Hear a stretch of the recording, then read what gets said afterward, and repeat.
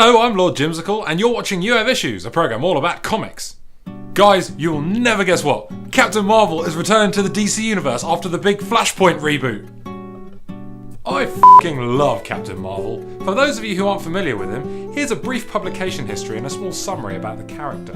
12-year-old Billy Batson is an aspiring journalist from Fawcett City who one day went down an abandoned subway tunnel and met a wise old wizard who granted him the power to transform himself into the adult superhero Captain Marvel simply by uttering the wizard's name.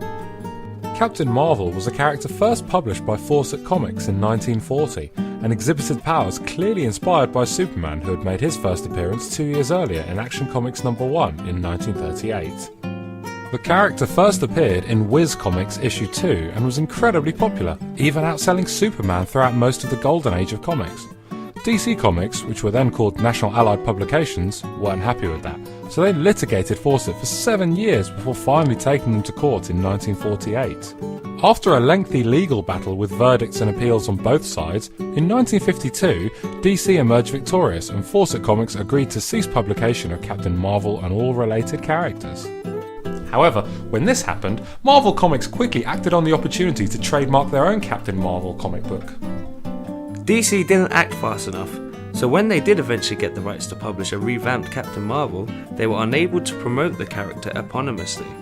However, they got around this by titling his comics with the name of the magic wizard that gave Billy his powers. Shazam! Yes, thanks for that. While this did fend off a potential lawsuit from Marvel, unfortunately, it does mean that the character has been erroneously referred to as Shazam rather than his real name, Captain Marvel.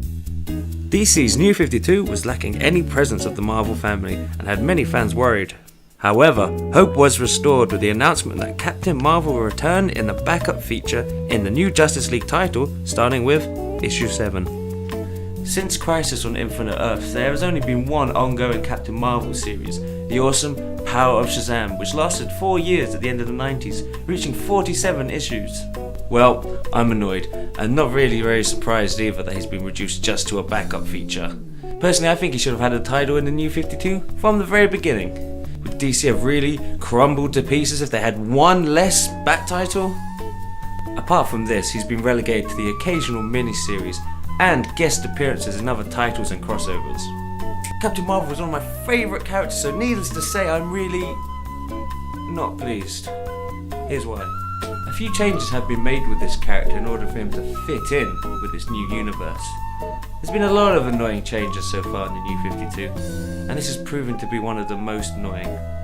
Well, Billy Batson is still a 12-year-old who can turn into the thunderous champion Captain Marvel simply by yelling the wizard's name, so that really hasn't changed. It's not like they've made him into a really angsty f***er. Oh, bollocks. But one of the best facets of the character is that despite being a magnet for misfortune, he's always an optimistic and an all-around good person. Oh, but now, Billy Batson is a tearaway who keeps getting kicked out of foster homes for being a petulant little shit. Alright, look, it could be worse. At least he's not wearing armour like everyone else in this new DC universe. Alright, the colour scheme doesn't seem to have changed much, and the lightning logo and his gauntlets seem to be metallic, which is quite a nice touch.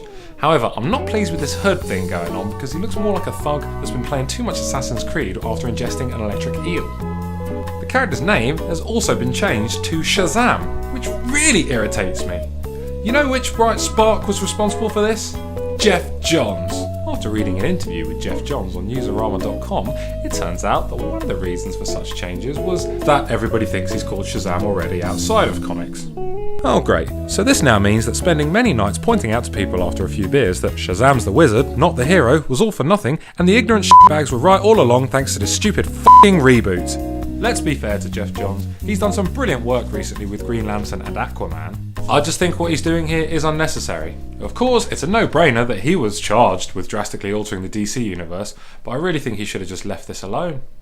This is most likely part of a move to bring Captain Marvel to the big screen and other media properties as well, because apparently keeping the original name of the character but having the title of the film different to the character in which it's about will simply cause non-comic readers' heads to explode at the fact that there's a DC character with the name Marvel and that he yells Shazam quite frequently despite not being his name. Also, don't you think that having Billy named Shazam is going to cause a few problems? Oh no, it's Captain Marvel. I'm not Captain Marvel, I am Shazam! Aw, Also, what's going to happen to Mary Marvel and Captain Marvel Jr.? If they still existed in this universe, the name change is definitely going to affect them. Mary Shazam and Shazam Jr. just don't have the same ring to them. I do not like it at all.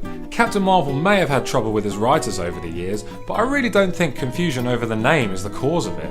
And also, if Marvel haven't sued DC about it over the past 60 or so years, then I really don't think they're going to make a move now. In short, I think it absolutely f***ing sucks, and it's just the next in a long line of unnecessary changes that the New 52 seems to be bringing to this whole thing. Well, we have nothing left to do but accept it, so at this rate I'm going to have to go back to reading f***ing Marvel. Thank you for watching today's episode of You Have Issues. It's been enlightening. And tune in next week when I'll be taking a more in-depth look at the character's history. Thank you very much. Good night.